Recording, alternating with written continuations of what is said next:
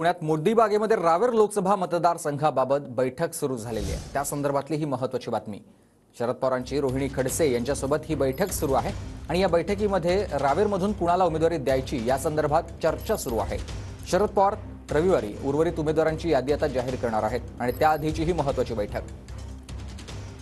प्रदीप कापसे माझे सहकारी आपल्याला याविषयी अधिक माहिती देतात। प्रदीप,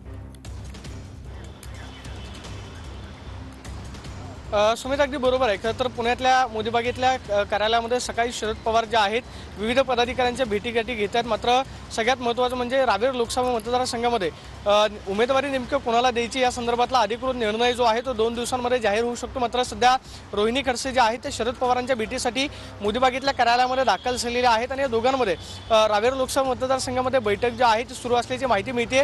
या बैठकीमध्ये नेमकी उमेदवारी कोणाला द्यायची या संदर्भातला अंतिम शिक्कामोर्तब जे आहे ते कदाचित केलं जाऊ शकतं। मात्र आपल्याला माहिती आहे की गेल्या आठवड्यामध्ये जी चर्चा होती ते म्हणजे एकनाथ खडसे दिल्लीला गेलेले होते, त्यामुळे राजकीय वर्तुळात पुन्हा एकदा एकनाथ खडसे कोणता राजकीय निर्णय घेणार का याची चर्चा सुरू होती। मात्र रोहिणी खडसे ज्या आहेत ज्या खरं तर महिला राष्ट्रवादी काँग्रेस शरदचंद्र पवार पक्षाच्या महिला प्रदेशाध्यक्ष आहेत त्या सध्या शरद पवारांच्या भेटीसाठी दाखल झालेल्या आहेत। या गेल्या आठवड्यामध्ये शरद पवारांनी स्वतः रावेर लोकसभा मतदारसंघाचा आढावा जो आहे तो घेतलेला होता।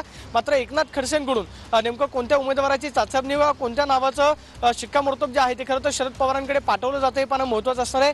मात्र सध्या शरद पवारांसोबत रोहिणी खडसे यांची बैठक जी आहे ती सुरू आहे आणि रावेर लोकसभा मतदारसंघामधला अधिकृत निर्णय जो आहे तो येत्या 2 दिवसांमध्ये जाहीर होऊ शकतो। कोणत्या खरं उमेदवाराच्या नावावरती शिक्कामोर्तब होते पाहणं महत्त्वाचं असणार आहे। सुमित, या बैठकीसंदर्भात तुमच्याकडून आम्ही अधिक माहिती घेणार आहोत। धन्यवाद तुम्ही दिलेल्या सविस्तर माहितीसाठी।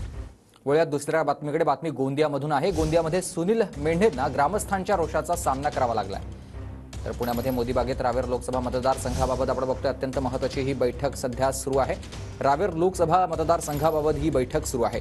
शरद पवारांची रोहिणी खडसेंसोबत ही बैठक सुरू असल्याची माहिती मिळते। रावेरमधून कुणाला उमेदवारी द्यायची या संदर्भात या बैठकीमध्ये चर्चा सुरू असल्याची माहिती आहे। शरद पवार रविवारी उर्वरित उमेदवारांची यादी जाहीर करणार आहेत आणि त्याआधीची पुण्यात मोदीबागेत रावेर लोकसभा मतदारसंघाबाबत ही बैठक सुरू असल्याची माहिती मिळते। या बैठकीचा तपशील आपल्याकडे आणखी पोहोचणारच आहे, पण तत्पूर्वी आपण बघतोय सध्या ही बैठक सुरू झालेली आहे। शरद पवारांच्या उपस्थितीमध्ये या बैठकीला सुरुवात झालेली आहे। रावेरमधून कुणाला उमेदवारी द्यायची या सगळ्या संदर्भात या बैठकीत चर्चा केली जाणार आहे।